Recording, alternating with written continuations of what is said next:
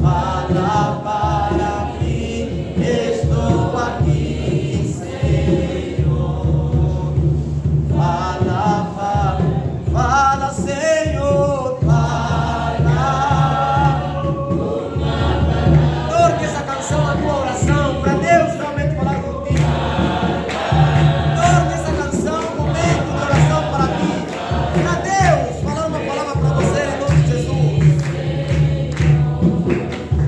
Fala para mim, estou aqui, Senhor. Fala para... Amém? Amém. Querido do Senhor, nós vamos ler dois livros.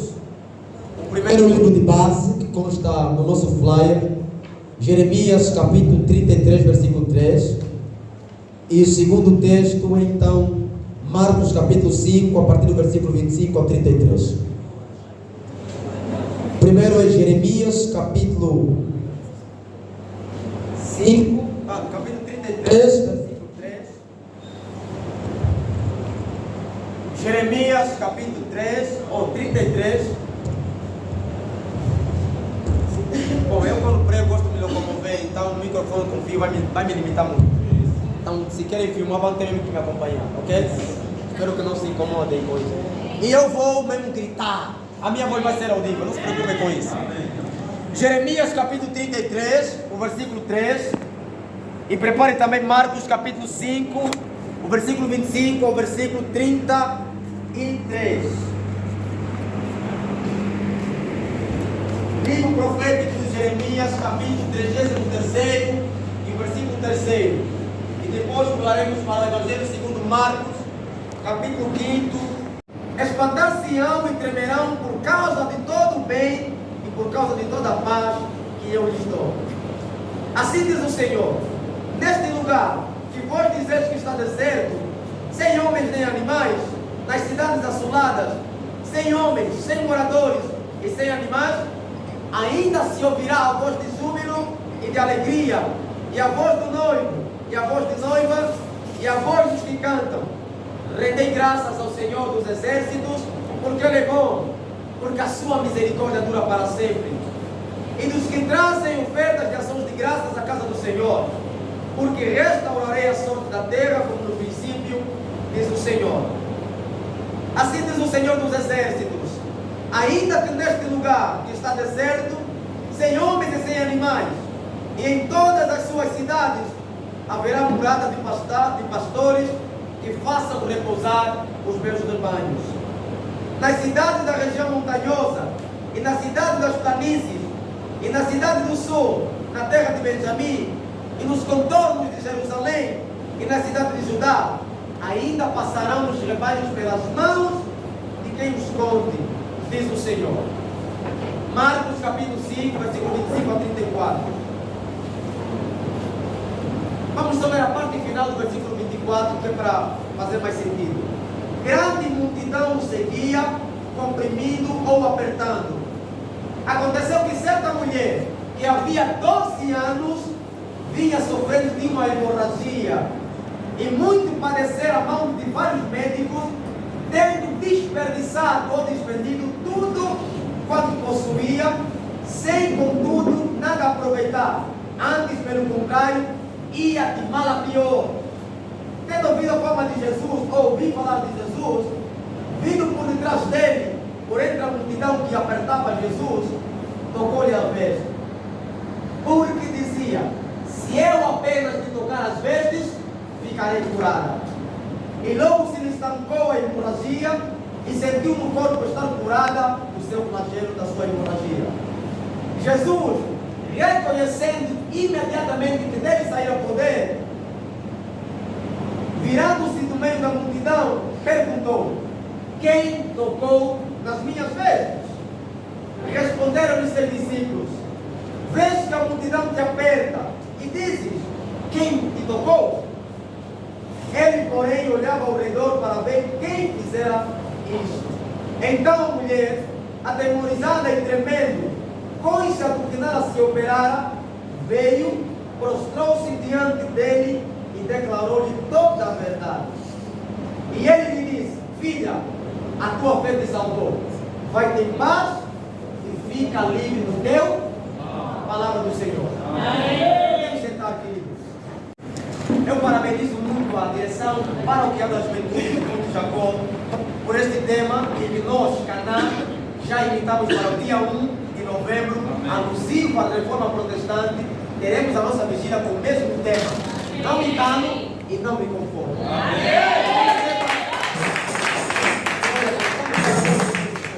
Eu considero um tema tão urgente, tão importante e pontual, que cada um de nós deve se rever nesse tema e levar para a vida toda. Existem tantas situações em nossas vidas que, se a gente se calar, coisas não acontecerão. Guarde isso. Existem tantas coisas em nossas vidas que, se a gente se conformar, coisas não acontecerão nas nossas vidas. Dizia um pregador, pastor, chamado John MacArthur, da Mercy Community. Ele diz numa das suas intervenções, falando sobre o poder da oração: Deus, em sua infinita sabedoria ou soberania, escolheu usar as nossas orações para executar ou realizar alguns de seus propósitos. Repito, John MacArthur diz o seguinte: Deus, dentro da sua soberania, decidiu usar as nossas orações para realizar alguns dos seus propósitos. Não é propósito do homem, propósito de quem? De Deus. E isso se confirma ao longo de toda a Bíblia. O texto que nós lemos, Jeremias, só o versículo 33, já nos confirma isso. O profeta Jeremias estava completamente calado e conformado com a situação que ele estava vivendo. Qual era a situação que ele estava a passar? Estava aprisionado. E como estava aprisionado, quizá ele pensou: a minha situação não tem solução. Bom, o rei Ezequias me mandou ser aprisionado. Seus soldados me pegaram e me encarceraram. A minha situação não tem volta. Por isso, fico nessa situação de prontos. Eles falaram a meu respeito que eu não terei sucesso. Falaram a meu respeito que eu não vou sair deste pátio. Falaram a meu respeito que eu não vou progredir ou avançar. Mas Deus é quem tem a última palavra. Da tua, da minha e da nossa vida, como deu a última palavra na vida do profeta Jeremias. Querido no Senhor, veja que o profeta Jeremias estava relaxado, estava conformado e calado. Ele nem sequer desceu um pedido de oração ao Senhor. Foi Deus que incentivou o profeta a orar. É Deus quem se revela ao profeta através da sua palavra, que nós hoje temos na revelação escrita, aparecendo ao profeta dizendo: por que você está nessa situação? Ao invés de te calares, devias levantar a tua voz para me mostrar. O profeta está aprisionado. Se leres o capítulo 37 e 38, vais entender que a prisão que Jeremias estava era um calabouço. É como se fosse uma cacimba que nós cavamos para tirar água. E alguém lá do fundo, Deus está aparecendo para ele: se você orar no coração, as coisas podem não resultar. Mas estou te dizendo para você gritar e não para você orar silencioso. Entenda que o contexto que o profeta estava não era de orar silencioso, era de gritar mesmo ao Senhor, para que lá do fundo onde ele estava, o Senhor poderia lhe ouvir. Qual é a situação que você ficou acomodado? Qual é a situação que você está vivendo e pensa que não tem mais solução e você deixou de orar por assunto? Há muito tempo, se calhar, você era alguém muito fervoroso, como Jeremias. Se calhar por muito tempo você era muito apaixonado pelo Senhor. Você lia a Bíblia não sei quantas vezes por ano. Você orava bastante, mas bastante mesmo. Mas por um dado momento você parou, você forçou na vida. E Deus hoje está dizendo: pare de sair, ou seja, saia desse acantonamento, saia desse conforto demasiado, saia dessa paralisia e clama a mim. A frase de John MacArthur na vida de Jeremias fez sentido. Jeremias, se você não orar, coisas não vão acontecer, meu filho. Se você não me clamar, estando na situação que está, primeiro, a tua situação não vai mudar e a situação do povo também não vai mudar. Você é o Atalaia, você é o meu representante. Para que você saia dessa situação, você tem que clamar. E para que o povo saia da situação em que está, você também tem que clamar. Deus convida o profeta à oração. Deus dá uma grande importância à oração. Deus dá um grande valor à oração. Se você não ora, coisas não vão acontecer no Espírito do Senhor. Se nós como igreja paramos de orar a fonte de Jacó, coisas que o Senhor pretendia realizar, não vai realizar, porque Ele decidiu usar a tua oração, a minha oração, a nossa oração, para Ele começar a encaixar as coisas no devido lugar. quanto mais nos calamos, quanto mais nos conformamos, menos coisa da parte de Deus nós conseguimos experimentar. O profeta estava numa situação muito difícil e que ele pensou, não tenho volta, não tem solução. Já me falaram mesmo que na tua família ninguém casa. Já me falaram mesmo que aos 30 anos ninguém vai chegar aos 30 anos porque vão ter que morrer. Mas o Senhor está dizendo hoje para você, clama a mim e eu mudo a situação. Não é o teu pai que tem a última palavra, não é o tio que acha que tem muito dinheiro que vai dar a última palavra, é o Senhor, o teu pai, que não te abandona a semelhança do teu pai paterno, ou genealógico, ou biológico.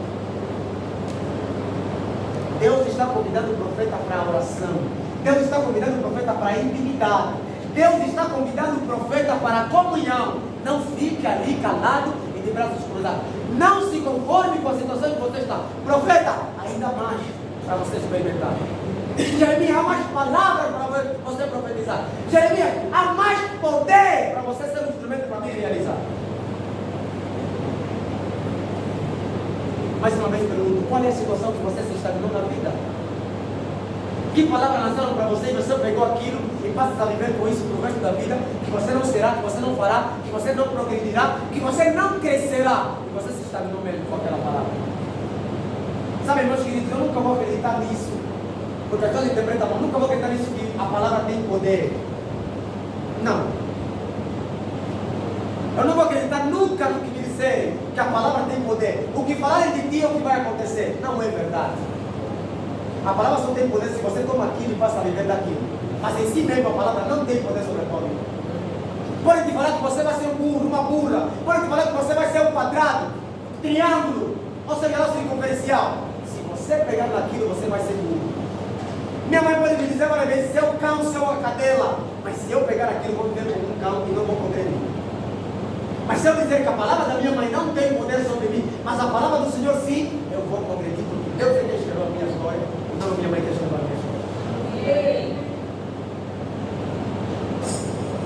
entendamos, não fique como o profeta Jeremias, não se acomoda a situação que você está a viver.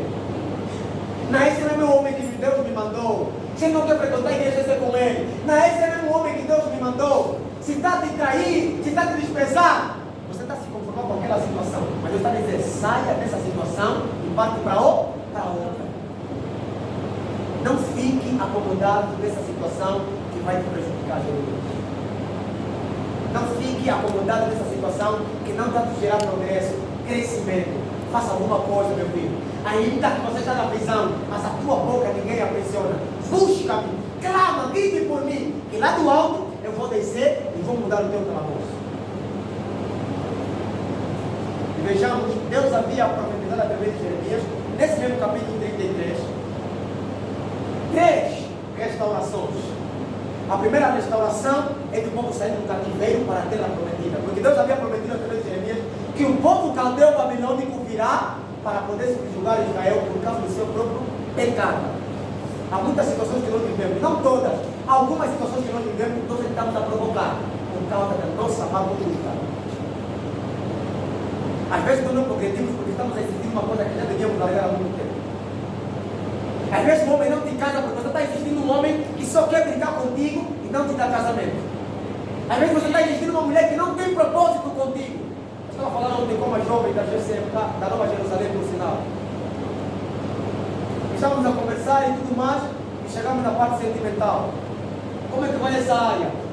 Ela me disse, pastor, já estou bem. Já está bem. O que é que se passa que não estavas bem anteriormente? Disse, pastor, eu estava com um homem que infelizmente não tinha propósito na vida. Só queria mesmo dessa lenga-lenga, não tinha propósito comigo, então decidi abandonar. Eu disse, olha, fizeste muito, mas muito bem. Quando o homem não tem propósito, esse homem quer ser turista contigo. Vai te fazer um turismo dos bons, daqueles que você não vai prestar, e depois a tua carreira vai estar acabada. E temos muitos turistas na igreja. Amém. Irmã, meu irmão, isso não é só para homens que são turistas. A mulher também turistas. Não querem levar a ser o irmão, só queremos chular o irmão.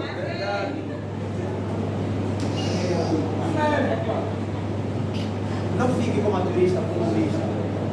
Um turista é alguém sem compromisso, um turista é alguém que só quer passear no Jardim do Éden. E o Jardim do Éden você já sabe o que é, né? Há homens que só querem fazer no jardim do Éden. No jardim do Éden, Deus expulsou Adão porque Adão pecou. Não deixe que alguém brinque com o teu jardim. O jardim é a tua vida. Jardim é a vida. Não pensa outra coisa. A vida da pessoa é jardim. Vamos pensar o quê? Não deixa a irmã brincar com o teu jardim. O jardim do Éden simbolizava a presença de Deus. E Deus retirou Adão e Eva da sua presença, porque senão contaminaria o lugar em que Deus se revelava para o casal. Não deixe alguém contaminar a tua vida. Não deixe alguém influenciar a tua vida e você perder o propósito. Permaneça no propósito do Senhor. São 3 restaurações que Deus estava prometendo para Israel. A primeira restauração, embora que vocês iriam para o cativeiro, mas eu estou prometendo, depois de vos disciplinar, eu vou vos tirar do cativeiro para a terra prometida, a vossa terra. Imaginem, meus irmãos, não há nada mais difícil para um judeu do que ficar distante da sua terra. A terra, Judá, Jerusalém, é onde estava o templo, a cidade capital da adoração naquele mundo. E para um judeu, nada era mais difícil do que ficar longe da sua pátria e distante do templo do Senhor. E o mais agravante é que quando o Império Romano ou o Babilônico chegasse, ele não só destruiria os muros de Jerusalém, na época de Neemias, mas também derribaria o templo. O monumento mais histórico para o judeu. A melhor das 7 maravilhas daquela altura, os babilônicos também estariam a destruir. Imaginem vocês como é que a fé daquele povo estaria abalada. Imaginem vocês como é que estaria aquele povo ao ouvir dizer que os babilônicos destruíram o templo de Jerusalém e levaram para o cativeiro, para a aprisionamento. E Deus promete que vocês vão para o cativeiro, eu vou vos punir, vou vos disciplinar, mas a primeira restauração que vocês experimentariam é voltando para a terra prometida. A segunda restauração é que Deus faria uma limpeza geral na vida do povo ao voltar para a terra. Chamava-se a purificação moral e espiritual. Leia comigo versículos 6 e 7. Jeremias 33. Eis que lhe trarei a ela saúde e cura e o sararei.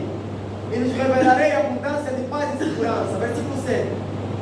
Como ele 8. Purificá-lo-eis de toda a sua iniquidade com que pecaram contra, e perdoarei todas as suas iniquidades com que pecaram e transgrediram contra mim. Deus está prometendo, povo, vocês pecaram contra mim, se desviaram, mas ao voltarem para a terra prometida, vocês não voltarão da mesma maneira que foram. Vocês foram em pecado, mas ao voltar têm que voltar santificados. Vocês foram contaminados, mas ao voltar vocês têm que voltar purificados. Porque a minha terra vocês não contaminarão novamente. O meu palco da manifestação da minha glória, vocês não contaminarão novamente. Por isso, antes de vocês voltarem no percurso de volta, eu vou vos purificar de toda a sujeira. Deus faria uma restauração moral e espiritual na vida do povo. A reconexão com Deus estaria em vida. A pergunta é: você está reconectado com o Senhor? Você está bem com Deus? Ou precisas também de uma limpeza geral, de uma varredura na tua vida? Como é que nós estamos com o Senhor? Como é que está a tua vida com Deus? Qual tem sido diariamente a tua vivência, a tua conduta ante a face de Deus e na presença dos seus irmãos? Queridos, precisamos entender que é muito importante. Para Deus, não existe prosperidade material sem antes passar pela prosperidade espiritual. A base de toda a prosperidade na vida do ser humano passa pelo espiritual. Deus estava dizendo para Israel que seria a terceira restauração. Eu vou restaurar-vos a sorte, vão prosperar materialmente, em que os vossos gatos vão pastar, vão prosperar, mas antes eu vou vos purificar, vou mudar a vossa mentalidade e vou restaurar a vossa espiritualidade. Infelizmente, as pessoas nas nossas igrejas, nas nossas paróquias, centros de comunhão, estão mais preocupados com a questão da realização socioprofissional, ou seja, estão mais de olho nas coisas do que no Deus que concede as coisas. E hoje em dia, como jovens, essa tem sido a nossa canção, tem sido o nosso estilo de vida. Não, primeiro a minha realização socioprofissional, a faculdade, o meu emprego, buscando o que eu priorizo, o carro dos sonhos, a casa dos sonhos, o casamento dos sonhos. Parece que o Senhor, o que ele descreveu em Mateus 6,33, fica sempre em último plano. E para Deus não existe isso. Você buscar as coisas, pensar no que está a prosperar. Do ponto de vista bíblico, a prosperidade é sempre integral, nunca parcial ou parcial. Do ponto de vista de Deus, na visão de Deus, a prosperidade é completa, é holística, é integral. Social, espiritual, moral e até material. Sobre esse livro, Deus estava a convidar o profeta à oração para fazer 3 tipos de restauração. A restauração do povo à terra, a restauração espiritual e a restauração material. Focamos agora para Marcos, é onde vamos gastar mais tempo para este livro. Antes de chegar no texto que nós lemos, Jesus está saindo de uma missão tão afadigada. Leiam do versículo 1 até o versículo 21, ou versículo 20. Jesus está saindo de uma missão de libertação, que a nossa igreja teve muito falar disso. Jesus está saindo de uma missão de exorcismo, libertação de alguém que estava completamente possuído por demônios. O que infelizmente daí já não se fala muito. Mas é algo para se tratar porque é bíblico. Há muitos em nossas igrejas que estão mesmo endemoniados. Há muita gente que estão possuídos por espíritos maus. Alguns, o espírito de adultério lhes dominou. Você nunca viu pessoas que a vida deles é uma adulterada? A vida dele é fornicar, se não fornicar não está bem. Se não mentir não está bem. Eu estava conversando com alguém hoje, com a irmã ontem, perdão. Há pessoas que a mente deles estão tão conformadas, cauterizadas, que não têm mais noção do bem e do mal. Eles perderam a noção da moralidade. É como se fosse o porco ou a porca na lama. Não tem noção de que está sujo porque é o seu habitat. Há pessoas assim em nossas igrejas que já perderam a noção de que aquilo desagrada ao Senhor. Perderam a noção de que aquilo ofende a Deus. Para eles, qualquer tipo de discoteca estão lá, qualquer ambiente estão lá. Bebida abertamente, fumo abertamente, mentiras abertamente. Todo tipo de pecado está mergulhado. Jesus está a sair de uma missão, se desloca de uma banda para outra, e quando passa para essa banda, ele chega numa localidade de Gadara, e lá se encontra com um homem completamente possuído. E diz a Bíblia que esse homem tinha legião na vida dele de demônios. Para os irmãos terem noção, para os romanos, uma legião era composta de 100 a 1000 soldados.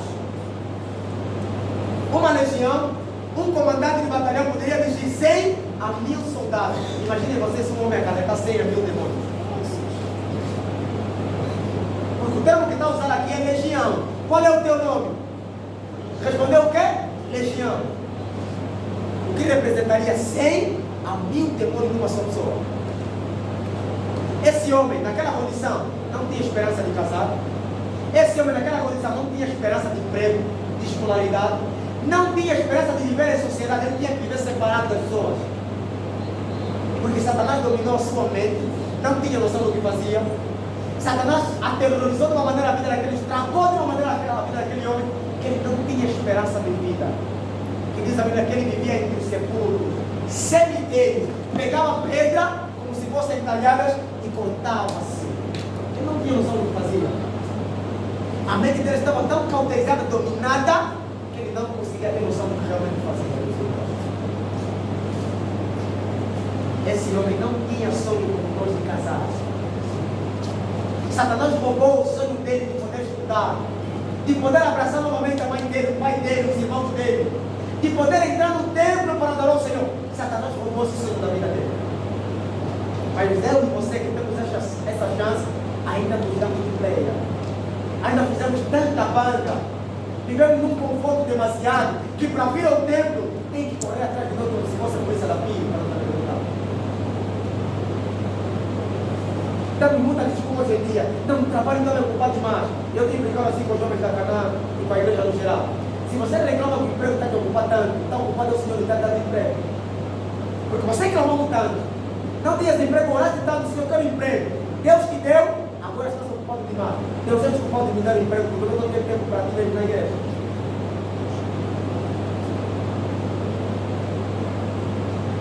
Esse homem não foi necessário Jesus falar alguma coisa. Tão logo chegou Jesus, ele foi a correr, prostrou-se, os demônios começaram a atormentá-lo porque viram a presença de um ser completamente distinto. Quando Jesus chega na vida de alguém, a vida tem que mudar por completo. Se não mudou, não se encontrou com Jesus.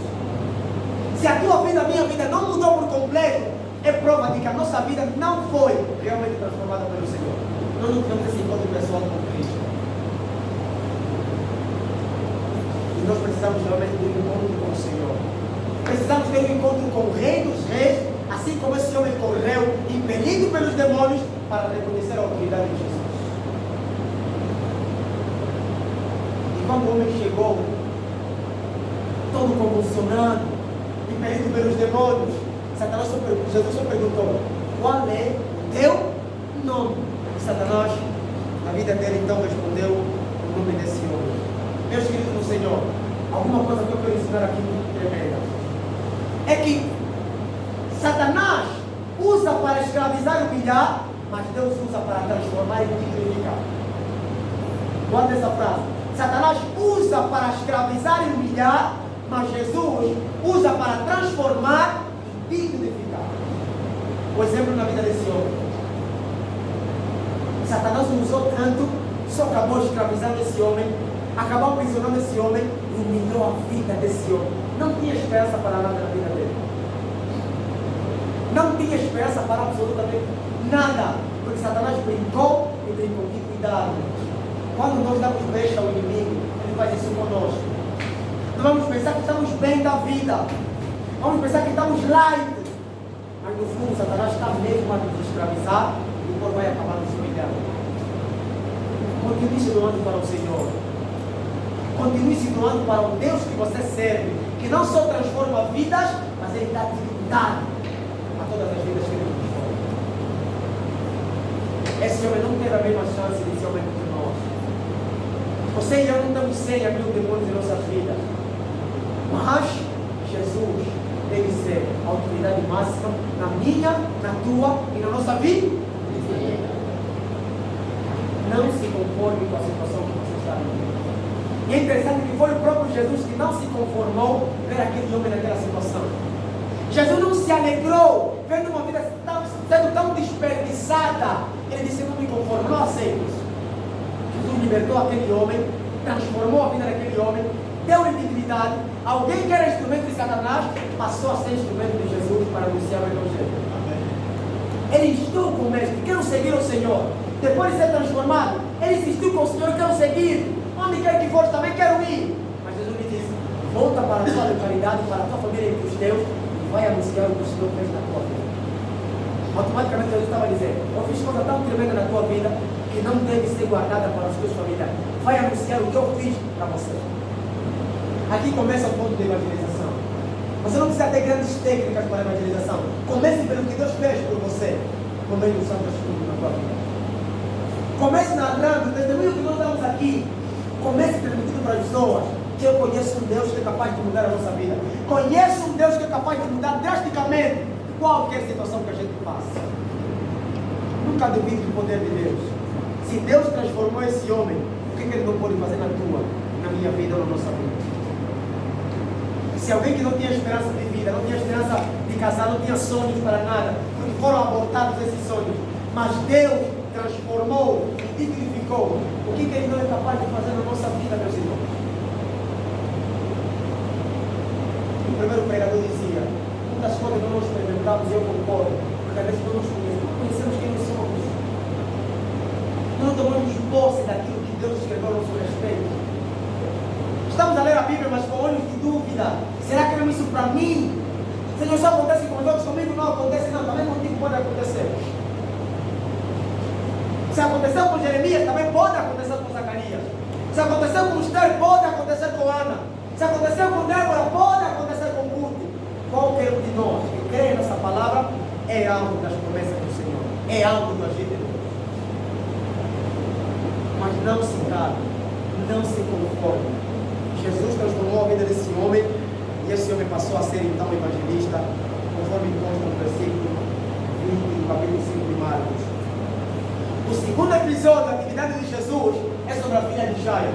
Depois de ele libertar esse homem completamente endemoniado, Jesus não descansa, está em constante atividade.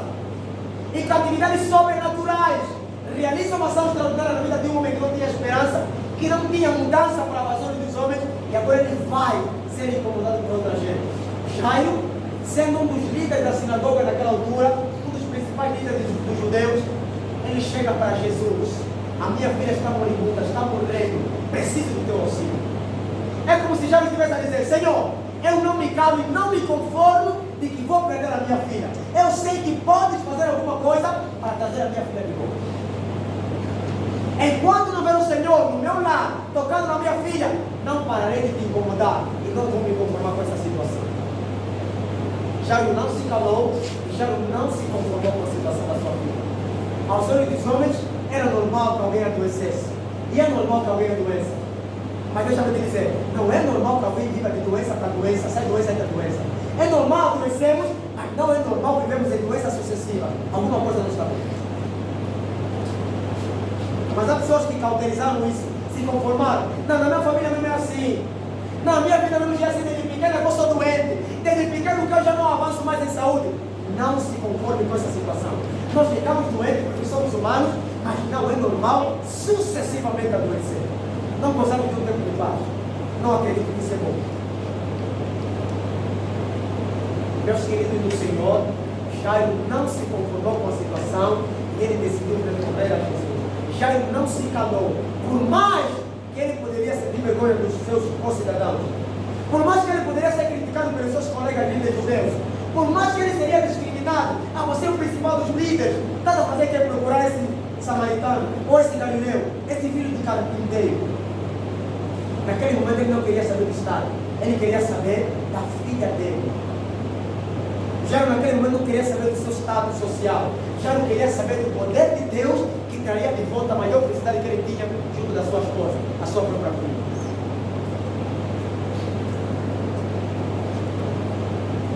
Repito, o que você se calou, meu querido Senhor? Com o que você se conformou? Qual é a situação da tua vida que já não avança mais? Qual é a área da tua vida que já não avança, estagnou-se? Porque você se conformou, porque você se calou.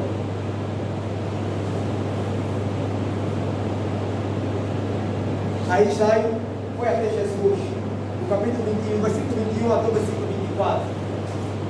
Jairo buscou a Jesus, incomodou o Senhor aceita ir com ele. No caminho, essa história vocês podem confirmar o versículo 21 até o versículo 24, depois pulem para o 33, 35 até o capítulo 45, 43. Jesus não só foi com Jairo, chegou lá e decidiu agir na vida do filho de Jairo. Jesus deu vida novamente a uma mulher que estava morta. Jesus ressuscitou a esperança de vida de Jairo, mas também da filha de Jairo e de sua mãe. Jesus mudou o ambiente de luto para ambiente de festa, ambiente de tristeza para ambiente de alegria, porque a vida chegou para triunfar sobre a morte que estava na casa de Jairo.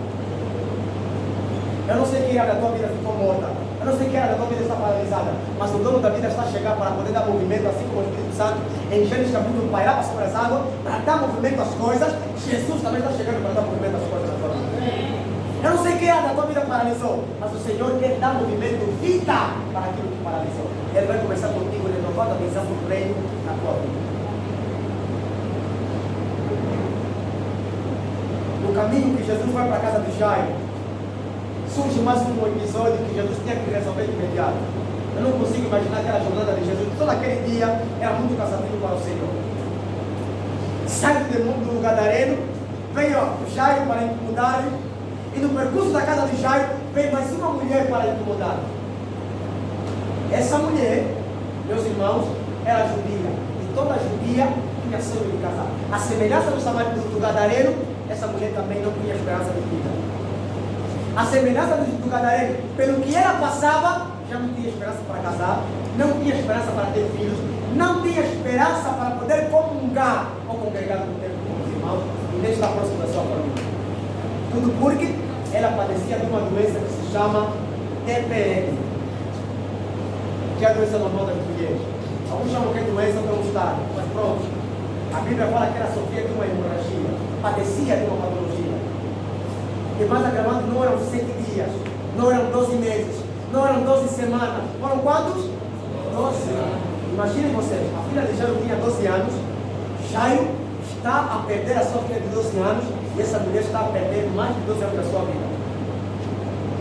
Jesus vai acordar, despertar uma criança de 12 anos para dar esperança a Jairo, mas essa mulher está a sucumbir há 12 anos na sua enfermidade.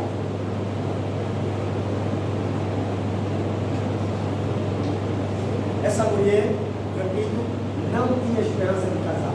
Com a doença que ela estava a viver entre os judeus, considerava-se uma doença, ou melhor, uma situação de impureza. Alguém que sofria de hemorragia TPM há 12 anos não poderia estar em contato. Só para os irmãos terem noção como é que ela sofria discriminação pela própria lei, pela lei cerimonial. No banco onde ela sentava, ninguém mais poderia sentar, porque senão estaria contaminado. Na cama em que ela dormia, ninguém poderia se deitar, porque também estaria contaminada, determinada pelo sacerdote, que esse também está impuro. O copo em que ela bebia, o prato em que ela comia, o garfo em que ela utilizava, a escova do cabelo, tudo que ela tocava estava completamente contaminado de impurezas. E qualquer pessoa que mantivesse contato com ela também estaria contaminada. Imaginem vocês, hoje em dia, ninguém te pode dirigir palavra, ninguém pode se acertar contigo. É que não é leproso, ou que nem ser positivo no nosso dia fica mais fácil. Muita gente discrimina os seus positivos porque acham que se sentar no mesmo lugar também vai adquirir a doença. Tabu, porque eles conhecem realmente o que se passa. E essa mulher sofria esse tipo de discriminação.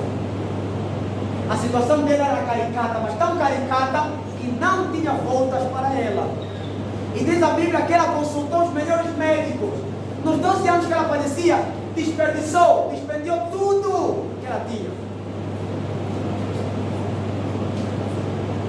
Meus amados, versículo 26 é muito contundente e enfático. E muito padecer a mão de vários médicos. Ela não buscou só um profissional da saúde. Ela não buscou só um ginecologista obstetra. Não.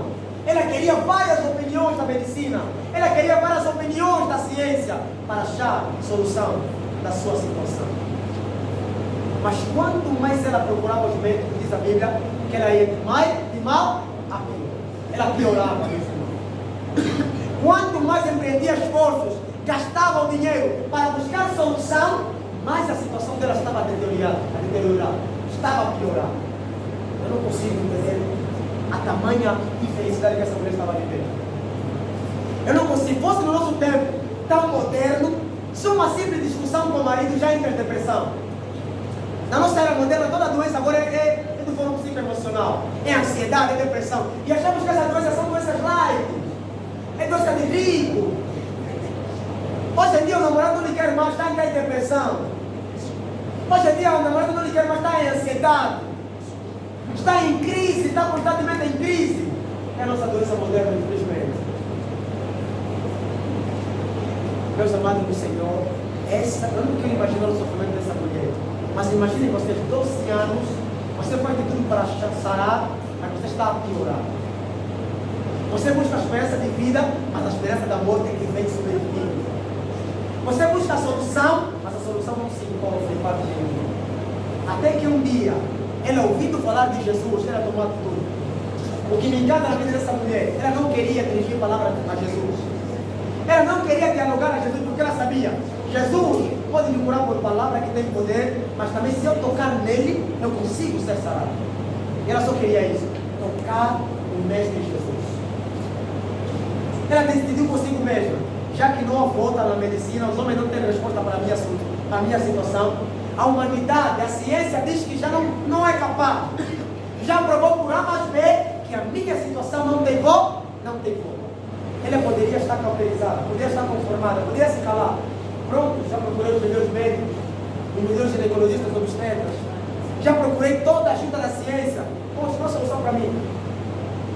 Ela poderia ter dito consigo mesma: a minha vida não tem volta, a minha situação não tem volta. Acabou. Acabou mesmo. Ela poderia ser como muitos de nós. Olha, o meu tio já me falou que não vai acontecer. Acompanhei um caso na GC, enquanto nós estávamos com o pastor. Naquela altura no meu gabinete, veio uma jovem conversar comigo. Um parceiro dela querendo fazer pedido.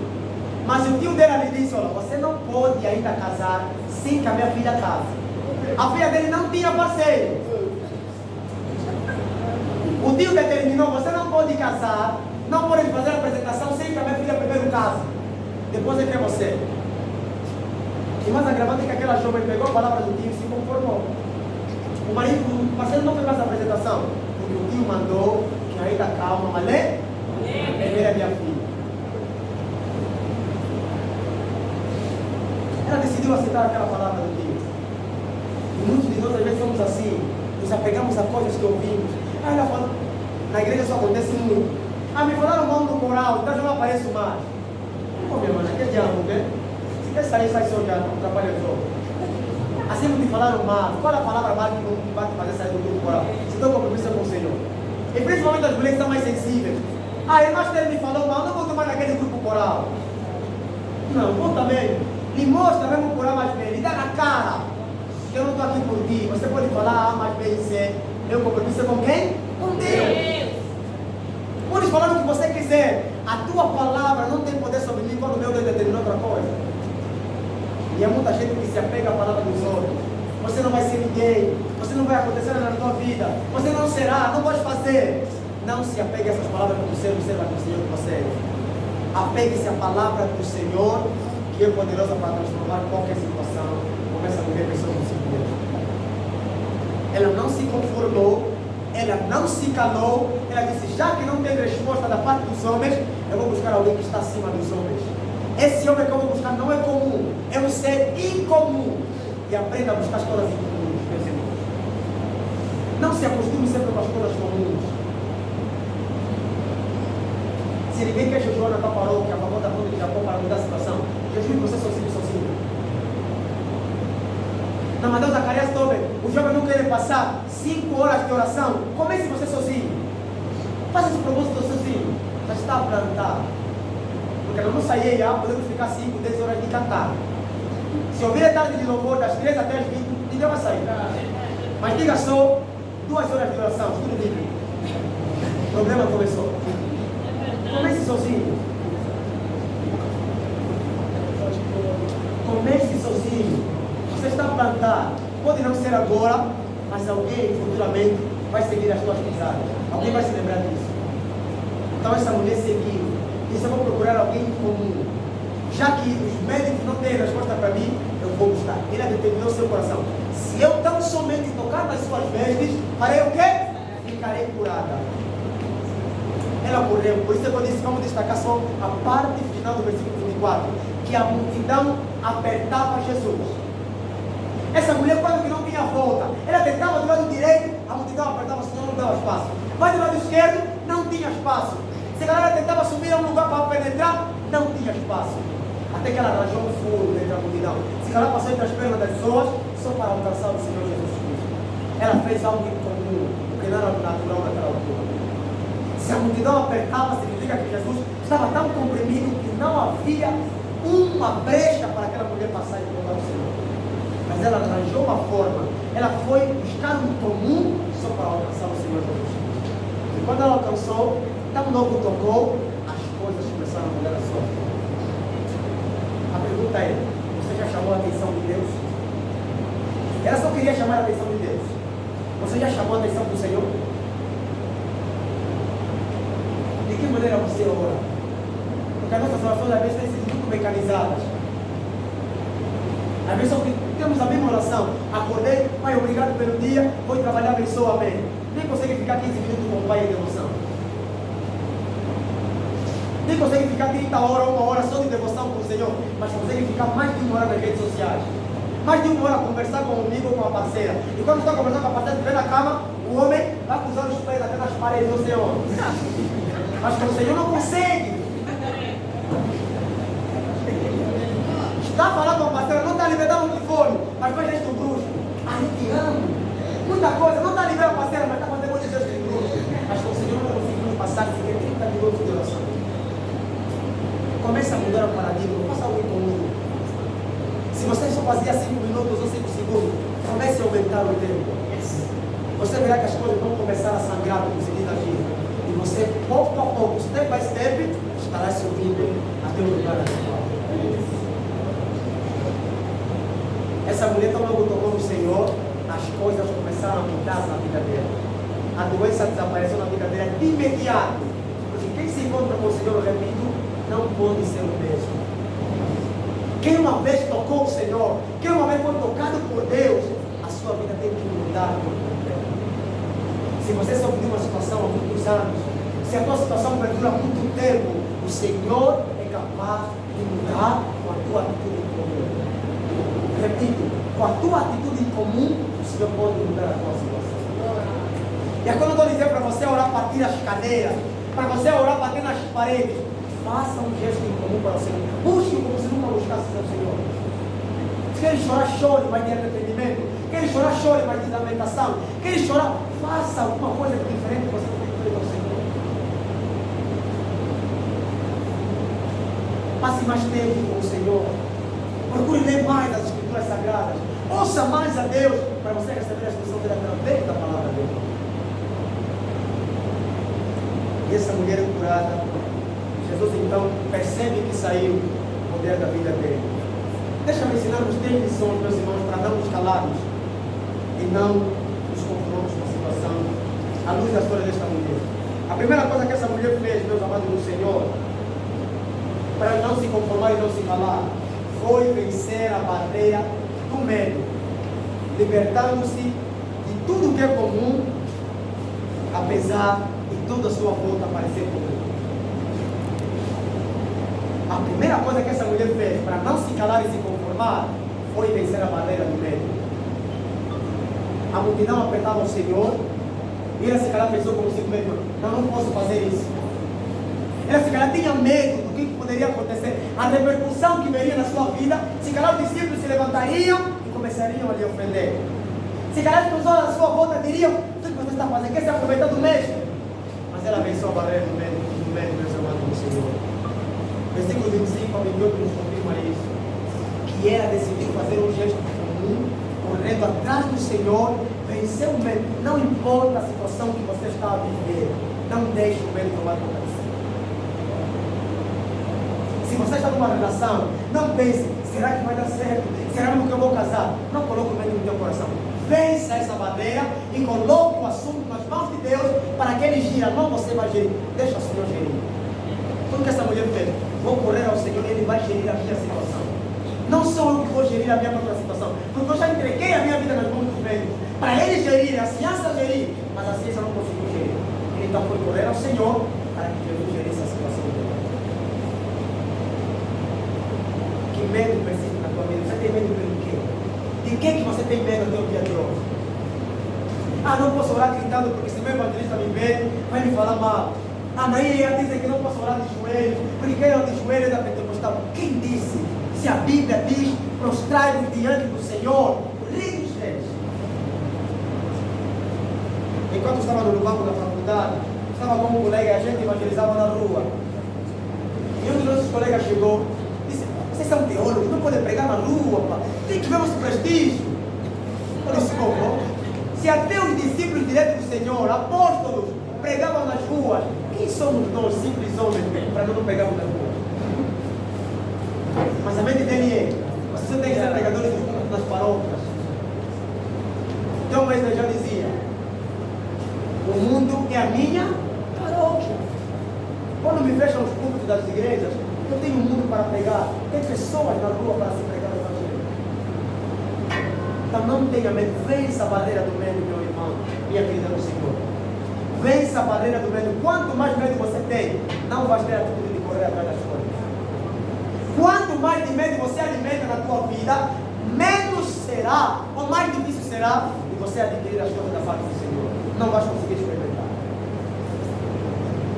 Essa mulher venceu a barreira do medo para que ela não se calasse e não se conformasse com a situação que ela estava vivendo. A segunda coisa que ela fez: foi necessário vencer a barreira do preconceito, das zombarias e humilhações. Essa mulher venceu a barreira do preconceito, das zombarias ou das humilhações. Versículo 30 a 32 nos confirma isso, meus amados do Senhor.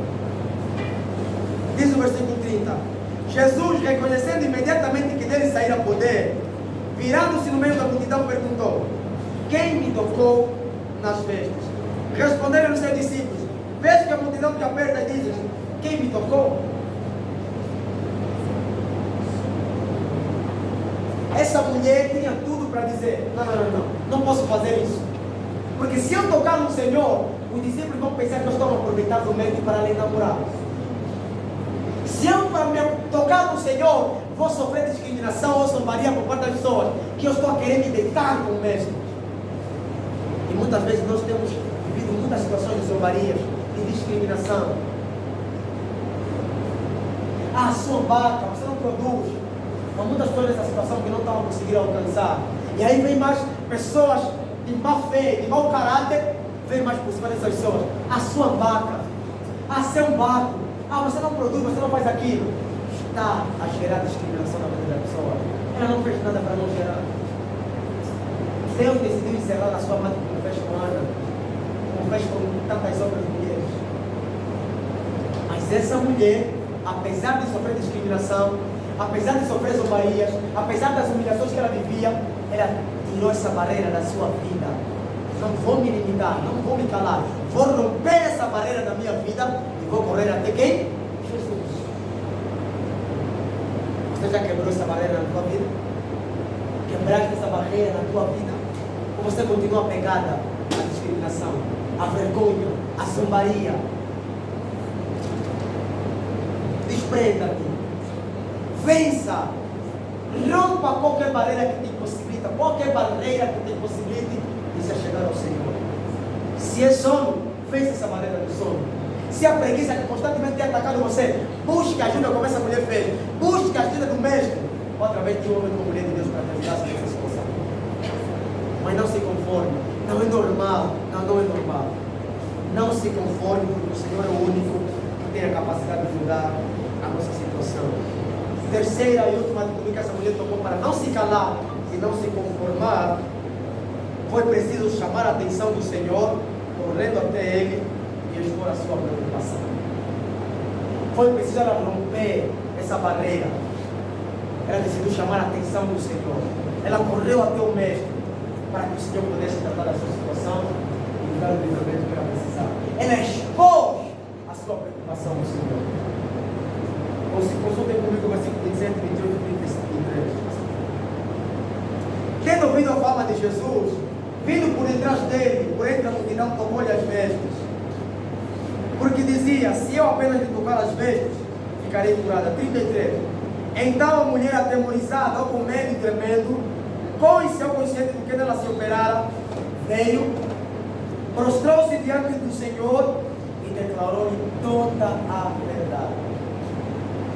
Essa mulher não queria saber do que poderia suceder com ela.